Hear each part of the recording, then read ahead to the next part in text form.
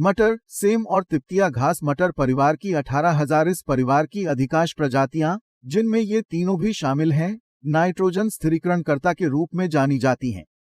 वे मिट्टी में नाइट्रोजन के स्तर को बढ़ाते हैं, जिससे पौधों को प्रोटीन का उत्पादन करने की आवश्यकता होती है ताकि वे बढ़ सकें, और क्लोरोफिल का उत्पादन कर सके ताकि वे प्रकाश संश्लेषण कर सके। बगीचे में इसका उपयोग करने का एक तरीका नाइट्रोजन फिक्सर्स को अन्य पौधों के साथ लगाना है जिन्हें नाइट्रोजन की बहुत अधिक आवश्यकता होती है। या फिर आप अगले साल उपजाऊ मिट्टी के लिए तिपतिया घास जैसी नाइट्रोजन फिक्सिंग कवर फसल लगा सकते हैं। ठीक है, ये उपयोगी हो सकता है, लेकिन क्या नाइट्रोजन उर्वरक वही काम नहीं करता, बल्कि अधिक सुविधाजनक तरीके से करता है? इस नाइट्रोजन स्थिरीकरण वाली बात से परेशान क्यों? इसे समझने के लिए हमें ये समझने की आवश्यकता है कि नाइट्रोजन स्थिरीकरण कैसे काम करता है, जिसके परिणाम स्वरूप हमें व्यापक नाइट्रोजन चक्र को समझने की आवश्यकता होती है। तो चलिए बड़ी तस्वीर से शुरुआत करते हैं। आयतन के हिसाब से नाइट्रोजन पृथ्वी के वायुमंडल का 78% हिस्सा बनाती है, लेकिन इस नाइट्रोजन का अधिकांश भाग एक साथ मजबूती से बंधे हुए दो नाइट्रोजन परमाणुओं का रूप लेता है, जो बहुत प्रतिक्रियाशील नहीं है और पौधों के लिए बेकार है। इसे पौधे के लिए उपलब्ध कराने के लिए हमें बैक्टीरिया की मदद की जरूरत है। बैक्टीरिया की विभिन्न प्रजातियां वायुमंडलीय नाइट्रोजन खाती हैं और अमोनियम निकालती हैं। इसे अन्य प्रकार के जीवाणु खा जाते हैं, जो नाइट्राइट को बाहर निकाल देते हैं, जिसे एक अन्य प्रकार के जीवाणु खा लेते हैं, जो नाइट्रेट को बाहर निकाल देते हैं। नाइट्रोजन के ये सभी रूप पौधों के लिए उपलब्ध हैं, विशेष रूप से नाइट्रेट, जो पौधों के लिए उपयोग करना सबसे आसान है। यदि ये उनकी जड़ों के पास है तो पौधे इसे सीधे ग्रहण कर सकते हैं, लेकिन वे अक्सर कवक के धागों पर निर्भर रहते हैं जो उनकी जड़ों से जुड़ते हैं, और पौधों की जड़ों से निकलने वाली शर्करा और कार्बोहाइड्रेट के बदले में उनमें पोषक तत्व लाते हैं। मृत पौधों की सामग्री भी नाइट्रोजन से भरपूर होती है और कीड़ों की मदद से नीचे लाई जाती है, जिनका मल नाइट्रीफाइंग बैक्टीरिया के बीच एक नाजुक पदार्थ है। नाइट्रोजन मिट्टी से बाहर निकलने के कुछ तरीकों में से एक है। जब फसल काटा जाता है, जब पानी इसे बहा ले जाता है, या जब ये गैस बन जाता है और वायुमंडल में वापस आ जाता है, या यदि मिट्टी में ऑक्सीजन की कमी है, तो विभिन्न अवायवीय बैक्टीरिया पनपते हैं जो नाइट्रेट को वापस वायुमंडलीय नाइट्रोजन में बदल देते हैं। ध्यान दें कि ये चीजें केवल मिट्टी में ढीली नाइट्रोजन के साथ होती हैं,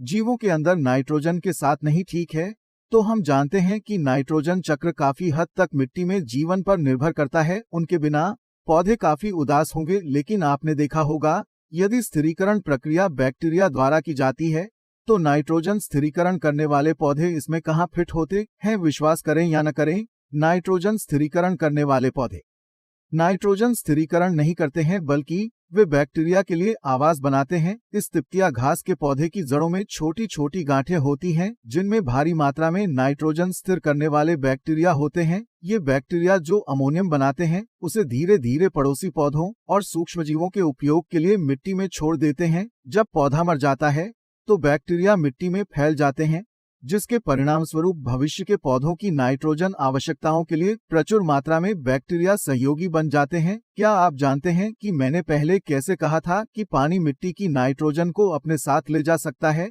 यह नाइट्रोजन नदियों में समाप्त हो जाती है, जो शैवाल को हावी होने में सक्षम बनाकर पारिस्थितिकी तंत्र को बाधित कर सकती है। लेकिन याद रखें, ये केवल मिट्टी में नाइट्रोजन के ढीलेपन के कारण होता है, न कि जीवों में समाहित नाइट्रोजन के साथ। और उर्वरक जीवों के बिना शुद्ध नाइट्रोजन जोड़ता है, इसलिए जब बारिश होती है तो इसकी भारी मात्रा बह जाती है और पानी को प्रदूषित कर देती है। ढीले नाइट्रोजन अणुओं में भी वाष्पीकरण की संभावना अधिक होती है, जिससे भारी मात्रा में नाइट्रस ऑक्साइड, एक शक्तिशाली ग्रीनहाउस गैस, वायुमंडल में निकलती है। लेकिन वह सब नहीं है। शुद्ध नाइट्रोजन की इतनी मात्रा केंचुओं को परेशान करती है, जो अंततः मर जाते हैं या चले जाते हैं। ये पौधों की जड़ों पर सहायक कवक को बाधित करता है और मिट्टी के पीएच को बदल देता है, जिससे ये बैक्टीरिया के लिए दुर्गम हो जाता है। संक्षेप में, ये मिट्टी को नष्ट कर देता है। जब सारी नाइट्रोजन खत्म हो जाती है या बह जाती है, तो पौधों को अधिक नाइट्रोजन प्राप्त करने में मदद करने के लिए जीव मौजूद नहीं रहते। इसलिए अब आपको अधिक उर्वरक डालना होगा, जिससे समस्या और बढ़ जाएगी। और इन जीवों ने नाइट्रोजन की आपूर्ति के अलावा और भी बहुत कुछ किया। जड़ कवक पौधों के लिए महत्वपूर्ण खनिज भी लाते हैं, और अब जब वे खत्म हो गए हैं, तो खनिज उर्वरक का भी उपयोग किया जाना चाहिए। पोषक तत्वों को स्वतंत्र रूप से साझा करने वाले जीवों के इस आत्मनिर्भर नेटवर्क के साथ काम करने के बजाय हमें मृत मिट्टी में उर्वरकों का भार जोड़ने, पानी को जहरीला बनाने और जलवायु परिवर्तन में योगदान देने के लिए अधिक पैसा खर्च करना होगा। पौधों को पोषक तत्व प्रदान करने में मृत मिट्टी की असमर्थता को ध्यान में रखते हुए ये कोई आश्चर्य की बात नहीं है कि पिछली शताब्दी के दौरान सब्जियों के पोषण मूल्य में लगातार स्वस्थ भोजन के लिए स्वस्थ मिट्टी की आवश्यकता होती है। इसलिए यदि आपके आसपास की मिट्टी समृद्ध और जीवंत है तो इसे उसी तरह बनाए रखने का प्रयास करें। लेकिन अगर हम में से अधिकांश की तरह आपके आसपास की मिट्टी मर रही है या मर रही है तो नाइट्रोजन फिक्सर थोड़ा और जीवन जोड़ने में मदद कर सकते हैं ताकि किसी दिन हमारे पैरों के नीचे हमारे छोटे सहयोगी वापस आ जाएं।